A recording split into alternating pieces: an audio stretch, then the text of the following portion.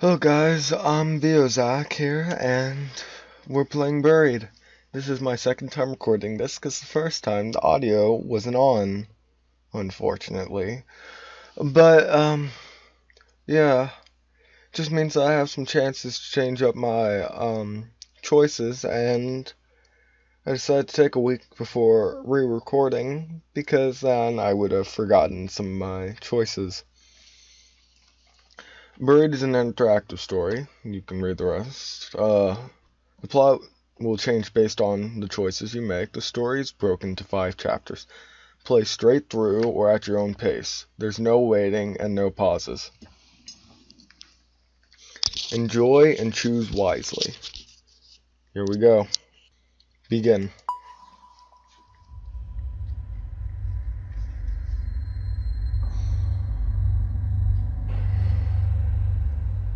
I open my eyes, and the first thing I want to do is scream. I'm flat on my back, and everything seems to hurt. The trees overhead look familiar. It's a clear night sky, almost beautiful. Except for the fact that this means I've been out cold for at least 6 hours. But there's something wrong. I don't remember what, but something happened, and my head, my God, my head hurts, and a ringing in my ears. Was there an accident? An explosion, I think. I remember Dennis screaming, but after that, I can't remember. As I sit up, I notice that my hard hat has been thrown off. I look around the area, but it's not here. It feels strange to go anywhere without my hard hat, but I've got to find the other members of the crew. They could be in danger. I'm gonna go with search for the hard hat, and I'm gonna give the same reason I gave the first time, and that's because I feel like it'll be safer to have the hard hat. So yeah, search for the hard hat. I get up on my shaky legs and look around for a moment. A few nearby trees seem to have been splintered and broken at the base recently. They certainly weren't like this earlier. Searching for the hard hat feels normal. It makes me feel like maybe there isn't something wrong here. I see it, behind a fallen log, about 10 feet away from me. How it was thrown so far is beyond me. Driven by nothing more than habit, I walk over to it, pick it up, and place it on my head. Next, I walk over to the center of the logging site and don't like what I see.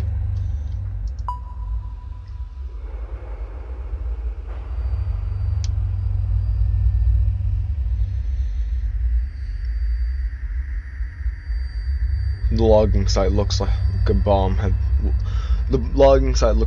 was detonated right in the center. I don't know where to start. The one load we had managed to stack on a truck for the day is overturned. The trailer bent and the logs hanging off the back. Where the hell is everyone? My head is killing me, and this ringing in my ears. I can't hear anything.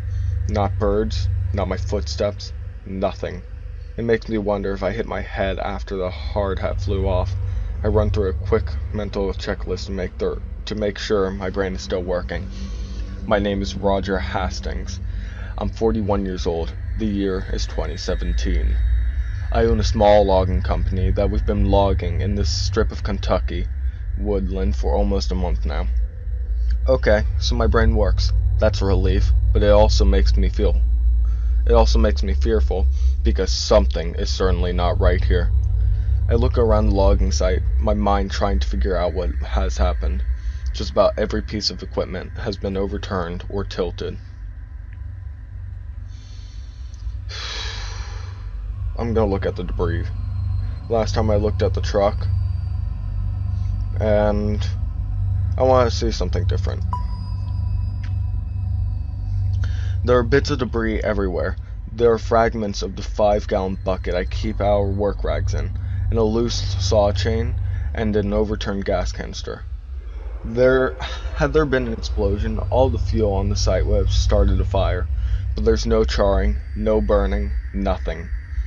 I walked through the area where Dennis had been working. From the looks of it, he'd been moving slowly. He'd only taken down 4 trees today.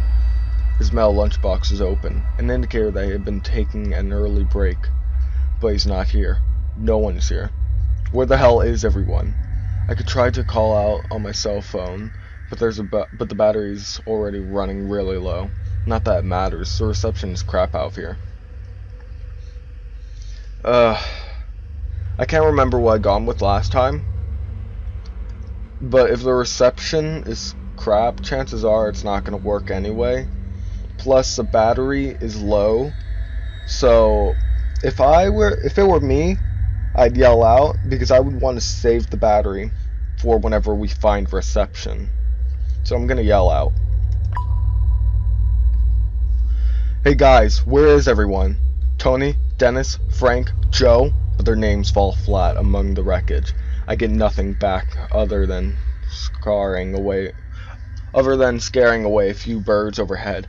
Might as well start walking and try to find some answers. The highway is almost a mile back through the woods, down the gravel road we used to reach the site. Maybe the crew ran that way for help, but why would they have left me? Were they scared of all sorts? Maybe I can catch up to them, but with my truck overturned on its side, it looks like I'll be walking. My God, I can't even remember what I was doing before waking up on my back. Wait, what's that? Underneath the bulldozer. Oh my God, it's a leg. It has to be either Tony or Dennis. The dozer looks unstable, like it might roll some more. Might not be safe to get close, but at the same time, I can't just leave him there.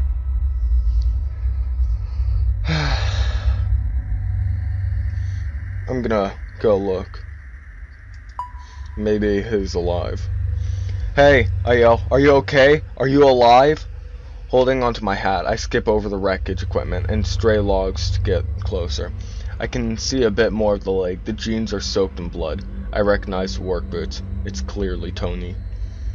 His leg is bent at an impossible angle, nearly crushed flat. I get closer, and the more apparent it becomes that Tony didn't survive.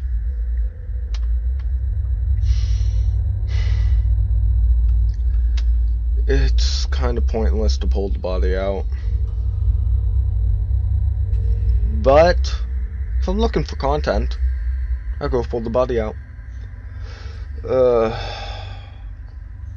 But that's just me. Actually, you know what?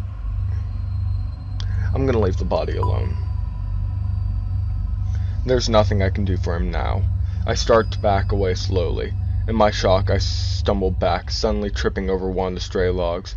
My head collides with one of the logs as I bite the ground, but my hard hat does its job. Thank God I decided to look for it earlier. But what's more startling is realizing that Tony is dead. Looking at him, I feel something rising in my throat. I don't know if it's a scream or vomit, but I have to push it away. If I lose my cool right now, there are too many questions that will go unanswered. Shit, I can't believe this.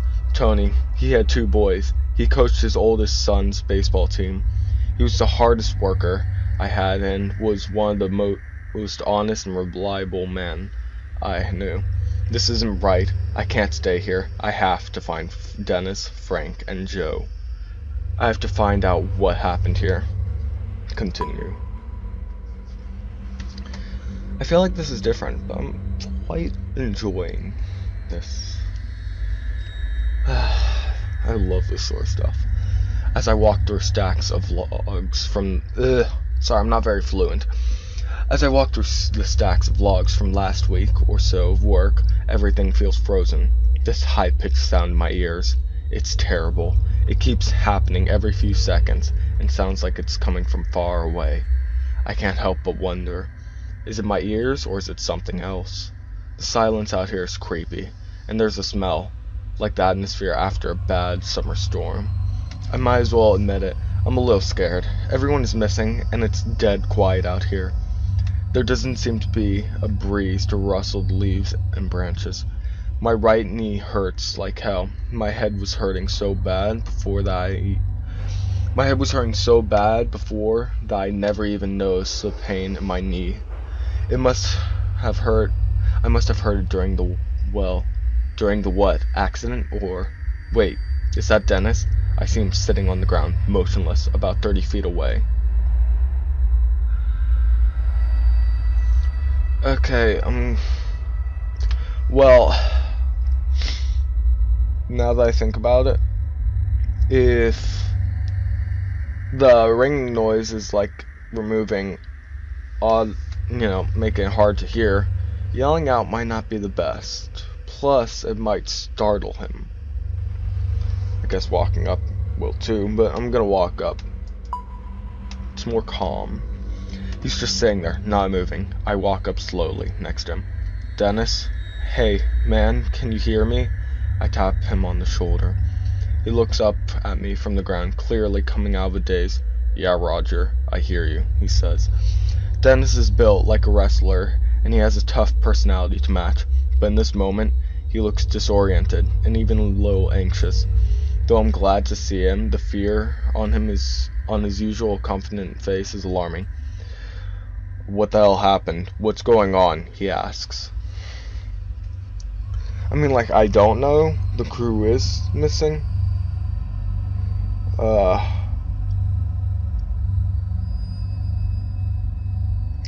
I think it's pretty obvious that, I don't know, I'm going with the crew is missing.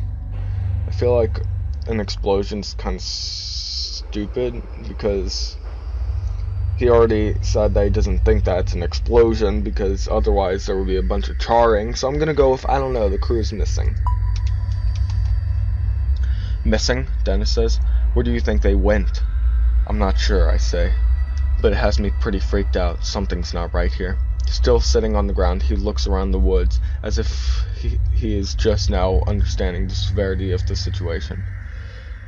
The equipment was overturned. The dozers too, I say, shifting my hard hat and wiping my forehead. You okay? I ask him. Yeah, just shaken up. Me too. This might have been the most intimate conversation Dennis and I have ever had.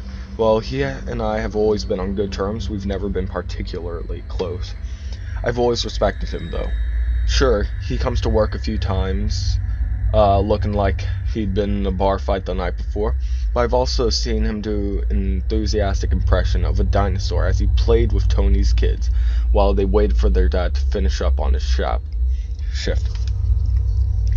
It's then that it hits me. Dennis and Tony were good friends. I'm not sure I want to rattle him with the news of Tony's death right now. Not before we know what's going on. But he has the right to know. Okay. He's already disoriented. He's fearful. I don't want to make him any more fearful. I'm gonna go with don't mention Tony. You didn't tell Dennis about Tony's death. It's good to find someone else, I say. I don't think I need to bring up Tony quite yet. The two of them were close, almost like brothers. He'd take it hard. Yeah, he says. Hey, he adds nervously, looking at the ground. Did you see that light? No, I say. What did you see? I don't even know, Roger, he says. It was like this flare of white light. It came right out onto the ground like an explosion. So there was an explosion, I say. Maybe it was some equipment or... This was no equipment, Dennis interrupts, agitated. This was a ball of light that came right out of the damn ground. I'm curious, what does it look like? Wait, no. He just explained what it looked like. Where did it go? It just shot up into the sky until it was out of sight. When? I'm not sure, he answers. But I had finished about 10 trees for the day, and was about to top one. That's when it happens. You were almost done with 10 trees, I ask? Yeah, he says, looking at the ground. You know, I wouldn't want to take a lunch break until I was done. And that's when the light blew up. Why? Why don't you believe me? Oh wait, and that's when the light blew up. Why? Why don't you believe me? I never said, that I don't believe him, so I'm gonna say I believe you, and I feel like saying he's exaggerating would probably be a bad idea. He's the only person I know. I don't want that relationship to be, bad. You believe Dennis's story. He saw what he saw. I think to myself, he has no reason to lie about this. My God, are you okay? Yeah, I'm fine, he says. But if I'm being honest, it scared me pretty bad. And if it's all the same to you, I'd like to get the hell out of here. We both stand up and start heading towards the road. It isn't until we start moving that I see Dennis is wounded. His right side is coated in blood, the red seeping through his blue work shirt. There are splatters of it here and there, but also a very large red splotch that makes me worry. I don't think he'd know how he got the injury.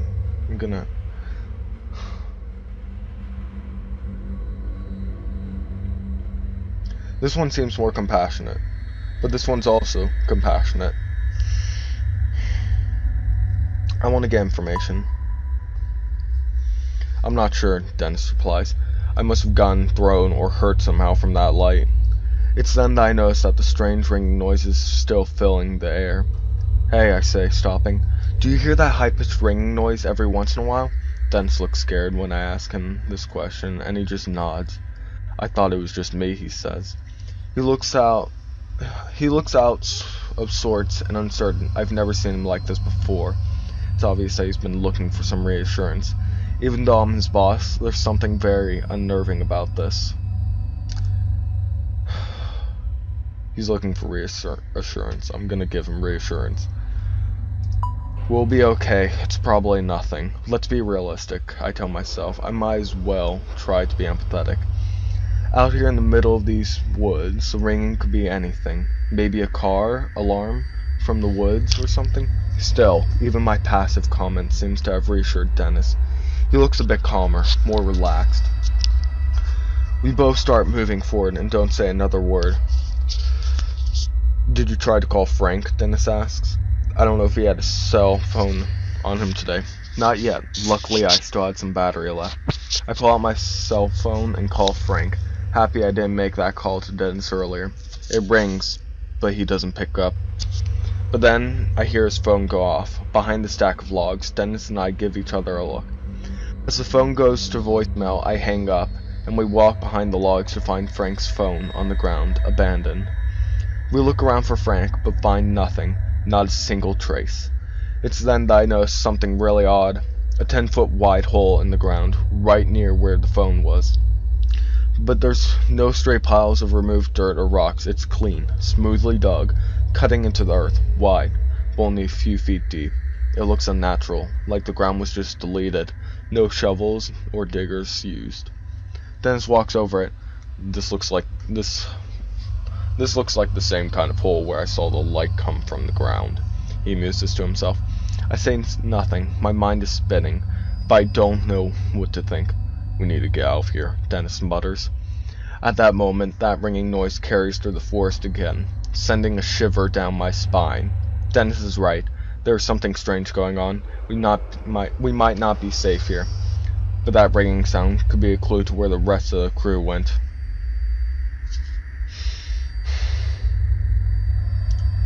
Alright. Last time I gone with let's check out the sound. This time, I'm going let's get out of here. You decide to avoid the sound.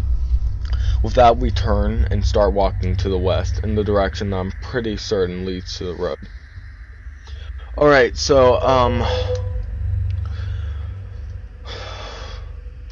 where was it? I'm glad that I reassured him. But I don't know what that thing would have been.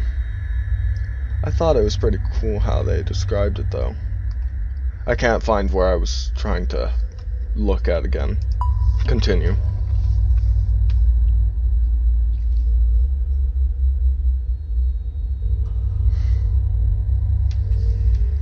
Oh.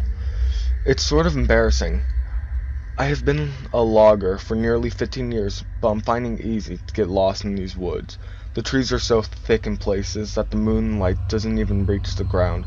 It's easy to get turned around. My only hope is that I can find the overgrown dirt road that will lead us back to the highway. You sure we're headed the right way? Dennis asks. Pretty sure, I say. I turn to him and see that he's clearly in pain. It's at this moment that we come across another one of those smooth holes. This one is even stranger, because a nearby tree has also a chunk cut out of it. The arc goes smoothly through the ground and then up through the trunk. like a cartoon wrecking ball blasted through both of them. What the hell are these things? Dennis whispers to himself. He takes a step down into the hole, his boots creating imperfections in the shape, like footprints on a sand dune. I'm gonna walk around the perimeter. I walk along the edge, each step spending pebbles down into the hole and ruining its perfect shape. I'm amazed at how smooth it is. Even rocks that were under the earth have been sheared to fit the spherical shape. But as I'm noticing this, I notice Dennis' feet starting to sag. Dennis, get out, I start, but I don't finish. Before he can react, the ground is giving way and he's falling. I try to step back, but the fissure that opens up disintegrates the ground beneath my feet as well. I cry out in surprise and can barely hear Dennis letting out a curse as we fall down into the earth.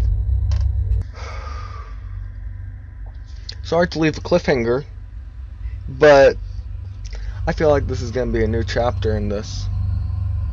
So, yeah.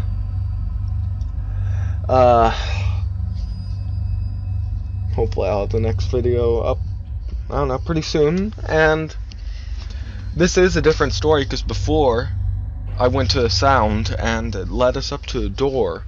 But the thing is, I left Dennis behind. This time I wanted to go differently, and I'm glad I did. So, until next time, have a good day. See ya.